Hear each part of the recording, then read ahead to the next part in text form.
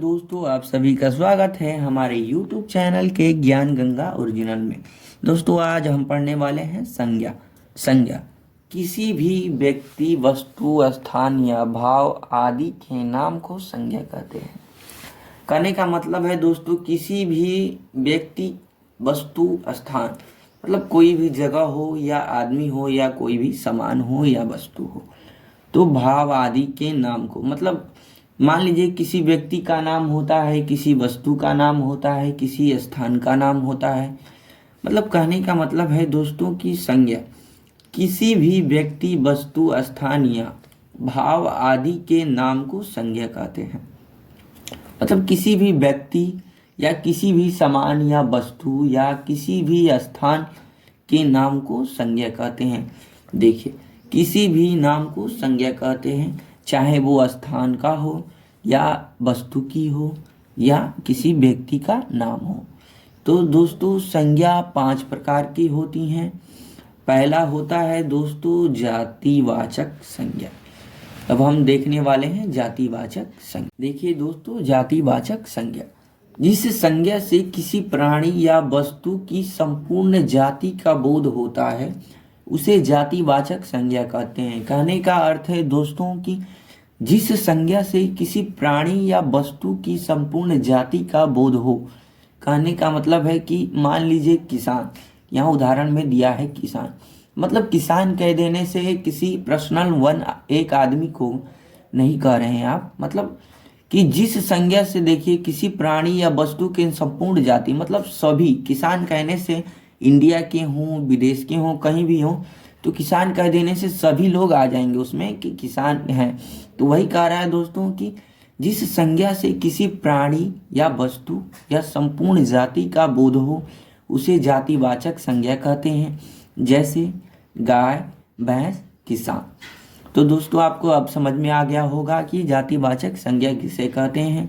जिस संज्ञा से किसी प्राणी या वस्तु की संपूर्ण जाति का बोध होता है उसे जातिवाचक संज्ञा कहते हैं। जैसे गाय, भैंस, किसान। अब दूसरा होता है दोस्तों व्यक्तिवाचक। देखिए दोस्तों, दूसरा होता है व्यक्तिवाचक संज्ञा।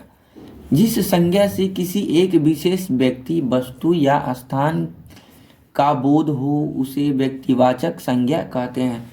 कहने का मतलब है दोस्तों कि जिस संज्ञा से किसी एक विशेष व्यक्ति, मान लीजिए कोई व्यक्ति है, उसका नाम राम है या श्याम है, आप अपने हिसाब से कुछ भी कह सकते हैं। तो जिस किसी एक व्यक्ति का नाम होगा राम, वो व्यक्ति विशेष के लिए है दोस्तों। मतलब पर्सनली एक आदमी का नाम व्यक्तिवाचक संज्ञा कहलाता है।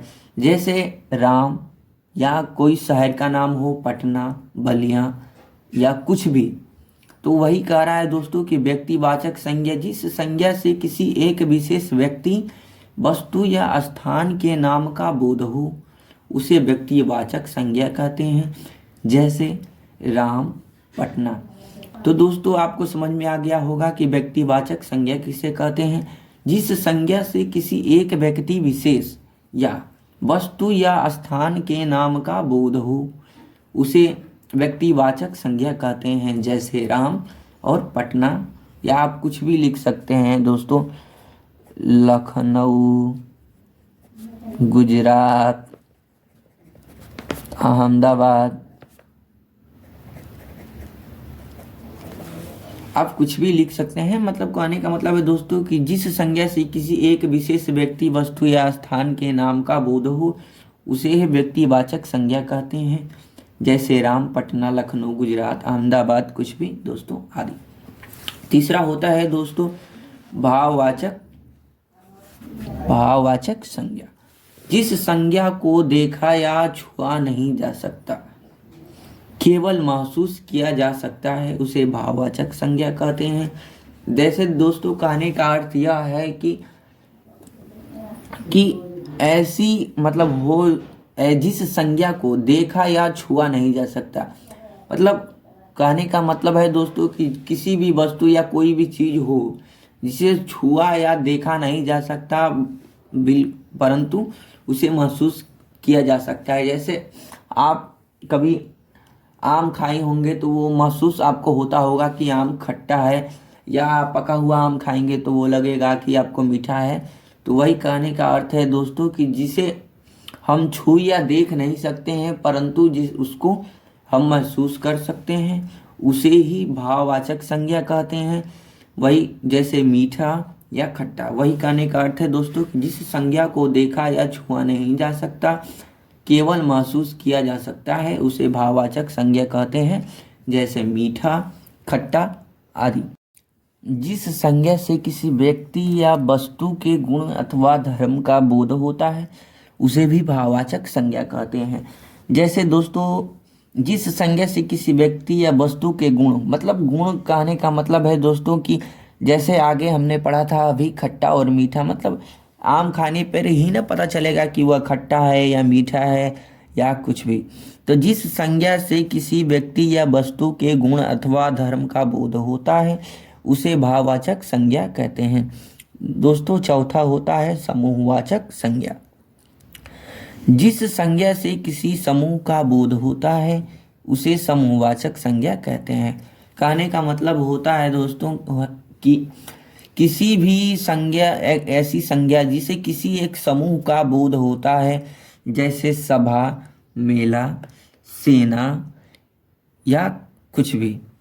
तो जिस संज्ञा से किसी समूह का बोध होता है उसे समूहवाचक संज्ञा कहते हैं।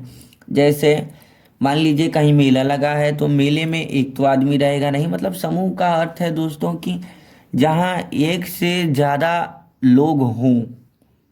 वही कह रहा है कि जिस संज्ञा से किसी समूह का बोध हो उसे समूहवाचक संज्ञा कहते हैं। जैसे भीम, सभा, सेना, मेला आदि। दोस्तों अब पांचवा है आपका द्रव्यवाचक संज्ञा। पांचवा है दोस्तों द्रव्यवाचक संज्ञा।